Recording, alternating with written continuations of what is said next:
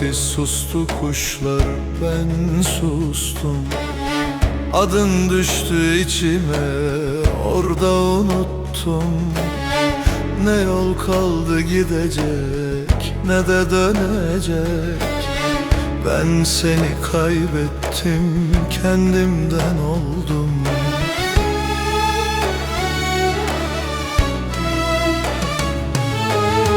Seherde adın kaldı, ben gidemedim. Bir ömür seni içimden silemedim. Ne yar diyebildim, ne vazgeçebildim.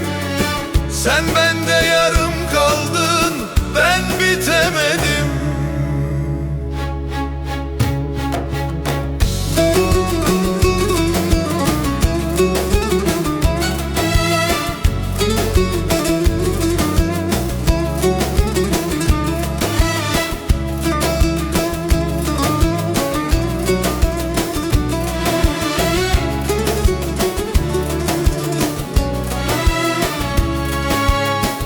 Bir ateş var, küllenmiyor içimde.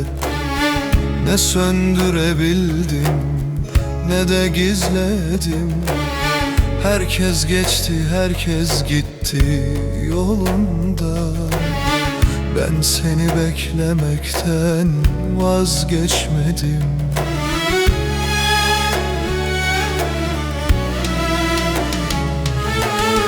Bir gün olur döner misin bilmem ama ben hala seni söyleyip susarım.